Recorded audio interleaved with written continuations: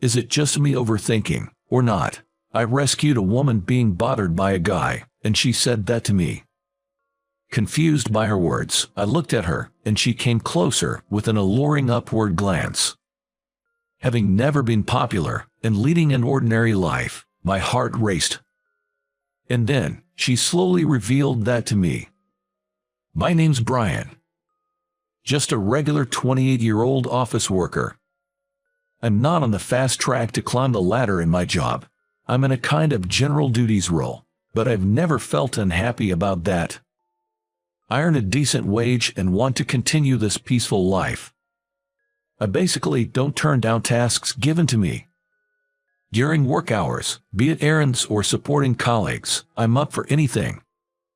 Thanks to this, I have a great relationship with my coworkers. Though I am often asked to do errands, I take them willingly, and I sometimes get help in return. It's a genuinely good workplace. But now, a major issue has arisen. It was a single comment from the boss. Brian, ever thought of going on a blind date? Our company is small, and the boss, who worked his way up, values communication with us employees. I often chat with him and sometimes even seek work advice. This same boss, grinning, proposed a blind date to me. Well, I've never thought about that. Considering your age, it's about time to think about marriage, right? I have a good match for you. I never imagined a blind date offer coming my way. There are plenty of employees in their 20s and 30s. Why me, who is just doing his ordinary tasks? Seeing the question on my face, the boss shared more information about this date. Turns out, she's the daughter of one of our clients. Wait, then more reason for someone like me to be mismatched. Learning she's a CEO's daughter, I decided to decline immediately. No, she specifically requested you. I asked how she got to know about you, but she only told me that she wants to meet and discuss it with you directly. I'd never spoken to or seen this young lady. From what the boss said, her name's Lily, 24. She's working in accounting at her father's company. I saw her photo, a slender figure, striking large eyes, a real beauty. Graduated from a prestigious university, smart and beautiful. Even more puzzled why she chose me. She wanted to talk to you, rather than just a blind date. Why not meet her? If you don't click, you can decline, and if you're not interested at all, you can refuse the meetup. I'll smooth things out, so don't feel pressured to say yes this time even. Our boss treats the employees like family. Hearing him say I could decline, I was sure he'd handle it gracefully. But her photo felt like somebody I knew. Plus, I was curious about why she'd want to talk to me. Seeing me ponder, the boss smiled warmly. I've known Mr. White, her father, for ages. Known Lily since she was a kid. She may be a CEO's daughter, but she's very down to earth and sweet. A genuinely lovely young lady. I already feel nervous a little, but if he says so, she sure is wonderful. I began to want to see her and have a talk with her. I found myself agreeing to the blind date. Though I'd agreed, as the day was approaching, I became more anxious. And on the day, with heavy steps, I headed to the upscale restaurant for our meeting. What should I talk about today? Can I just ask why she chose me right off the bat? No, that might be rude. As I was walking lost in thought, I suddenly heard a distressed voice of a woman. Stop it, I told you no. When I peeked around the corner into the alley ahead, there was a woman in a beautiful dress wearing a face mask being harassed by a thug. It seemed like he had been persistently bothering her. Although a part of me was scared, I couldn't just stand by and do nothing. I stepped between the thug and the woman and said, "Can't you see her making her uncomfortable? Back off." The thug glanced at me and made a loud, exaggerated tisk. Mind your own business. Apparently he didn't like my intervention and got provoked. He hurled a plastic bottle at me in a fit of rage. I managed to dodge it, feeling that this situation might escalate to something worse. I won't have him hurt her. Isn't this an assault? I'll call the cops. At the mention of the police, he seemed to get cold feet and hastily retreated. As I was about to speak with the woman, she talked to me first, her voice filled with concern. Are you okay? Didn't you get hit by that thing? She seemed genuinely worried. No, I'm fine. Are you okay? I'm good.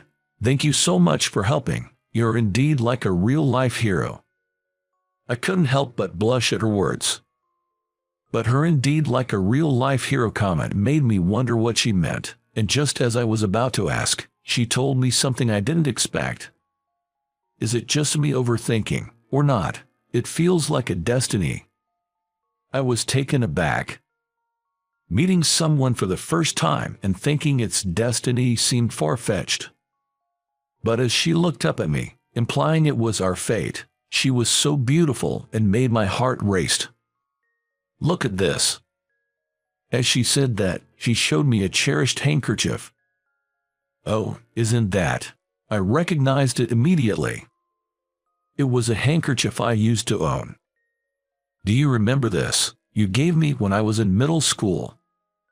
When I was still a teenager, I used to spend my summer vacations in a rural town where my grandparents lived. There used to be a younger girl living nearby, and I spent those summers hanging out with her. However, both of my grandparents passed away one after the other.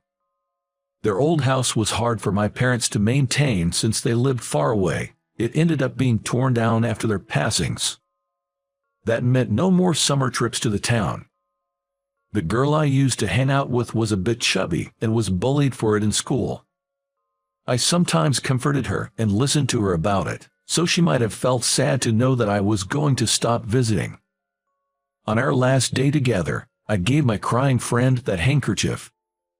Don't cry, we'll meet again someday. Let's promise to greet each other with a smile then. She gave me one last smile while she was wiping her tears with that handkerchief. If I remember it correctly, her name was Lily. I only saw Lily during those summer breaks, and the last time I saw her was during my high school years. It had been so long that I didn't instantly recognize her when I heard her name. Moreover, she used to be chubby, but not anymore. She'd transformed into a stunning woman. Is that you, Lily? You've grown into a pretty woman. I didn't recognize you. I'm glad that you remember me. Back in those days, you always stood up against the bullies like a cool hero for me. You were treating me with kindness, and even offered me the handkerchief when I was crying. You were my first love. Ever since then, I've been hoping to see you again and thank you. I've worked hard to better myself, even went on a diet. She said it with a chuckle, and she looked so beautiful. Perhaps she had gained confidence through her efforts and personal development. How did you find out about me? You could have just said hi to me then. I work in my dad's company in the accounting department. I saw you when you visited our company. You looked just like the old days, so I recognized you right away. When I asked the name of the person to other employees, it was indeed you. She used to live in the countryside back in the day, but after her father's business took off, they moved to downtown New York City as a family. I might have met her parents once a long time ago, but I honestly don't remember. And to think that her dad is now a major business partner. It really took me by surprise. Even after we got to the restaurant, Lily and I reminisced about old times. It felt more like a reunion and a blind date. We had a great time.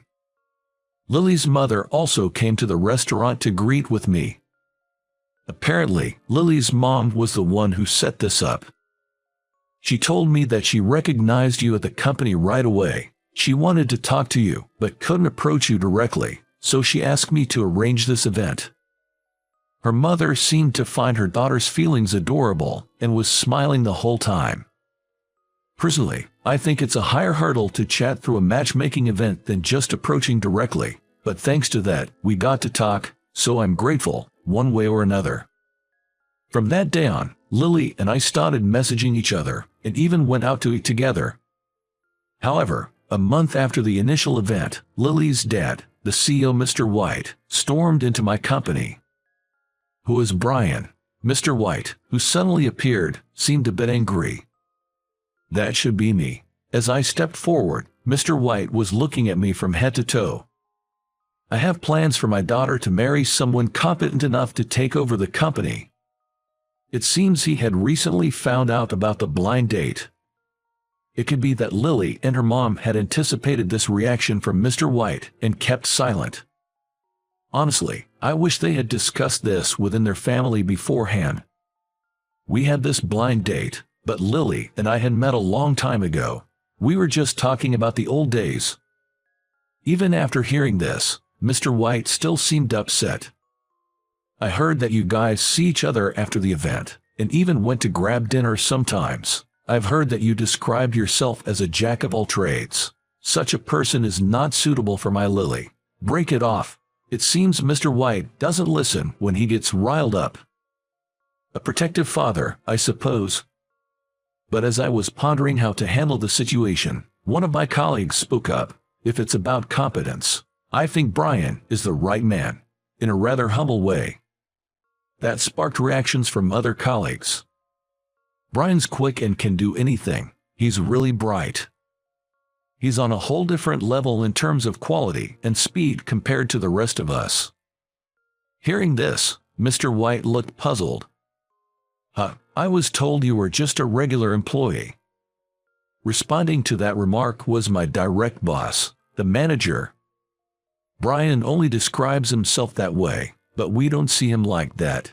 After swiftly completing his tasks, he supports others. He's not just competent, he's exceptional, and everyone relies on him.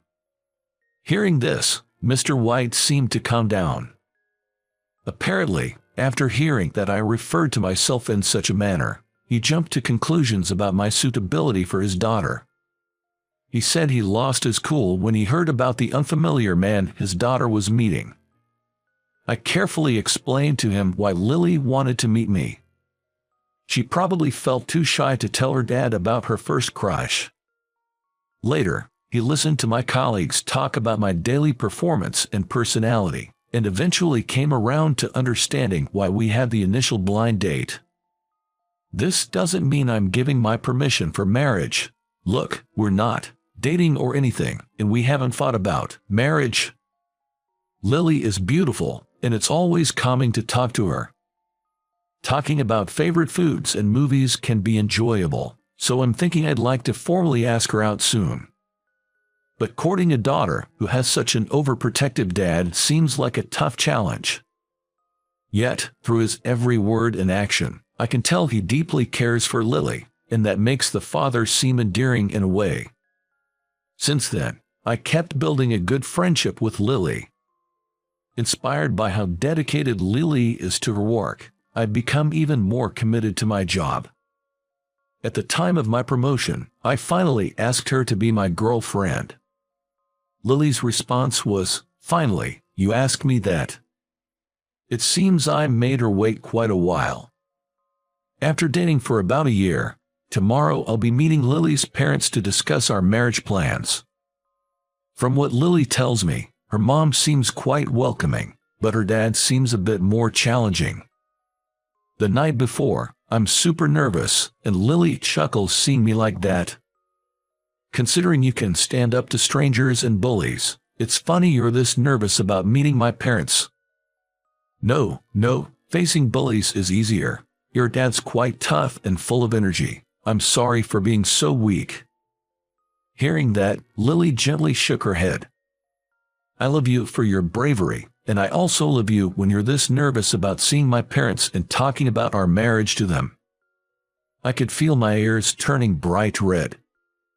Feeling embarrassed, I looked at Lily. She was wearing a sweet smile.